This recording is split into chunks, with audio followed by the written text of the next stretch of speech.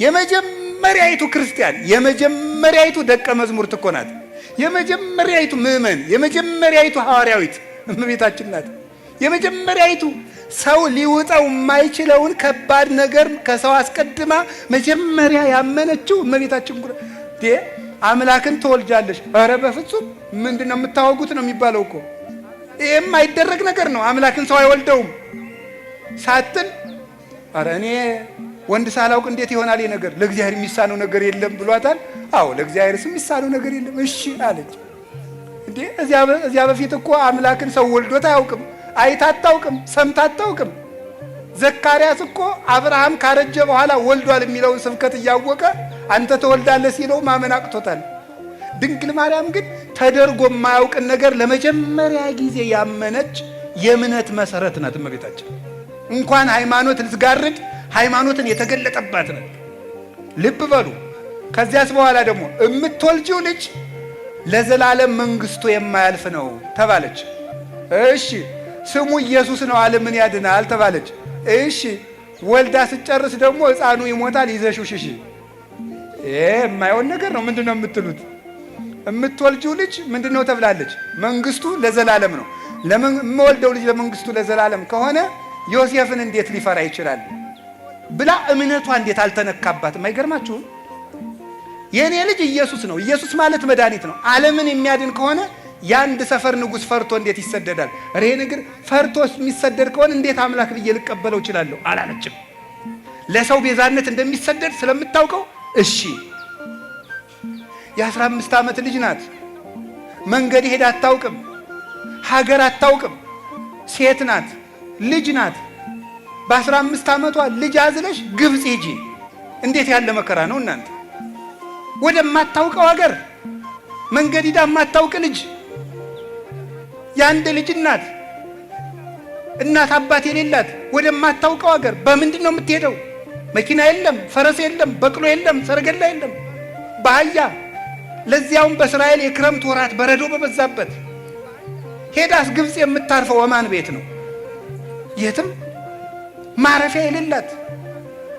ለዚህ እኮ ነው ሊቁ ይጽብበኒ እግዝእትየ ከመ ጸበበኪ ዓለም በምልኡ ያለ።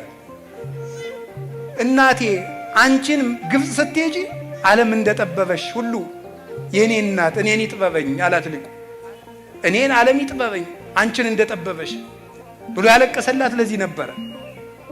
እንዲህ ብላ ተቸግራ ሄደች። እሺ 700 ኪሎ ሜትርን በእግርሽ ሂጂ። እሺ እማን ቤት ነው የማርፈው? መንገድ ላይ ሴት ነው የማርፈው? የለም። እየተሰቃየች ሄደች።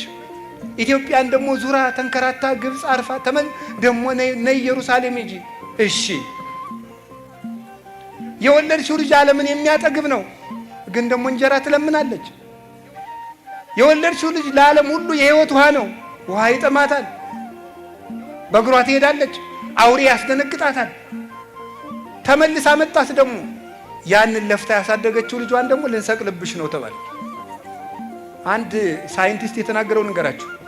ሁሉም እናቶች ይላል የራሳቸውን የልጆቻቸው ስቃይ የራሳቸውን ያህል ይሰማቸዋል ይላል። ገብቷችኋል? እስኪ በሉ አንዴ ሁሉም እናቶች በሉ። የልጆቻቸው ስቃይ የራሳቸውን ያህል ምን ይላቸዋል? ይሰማቸዋል። ገብቷችኋል ምን ማለት እንደሆነ?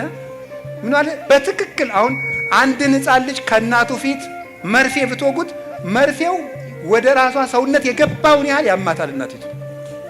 ልጅ ድንግል ማርያም እንግዲህ ይሄን መርፌ ብላችሁ አስቡት።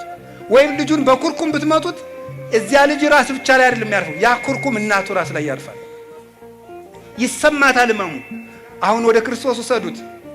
አዝላ ግብፅ ድረስ የተንከረተተችለትን ልጇን ፊት ለፊት አይኗ እያየ ክንድ ሙሉ ችንካር ገብቶበት ተመለከተች።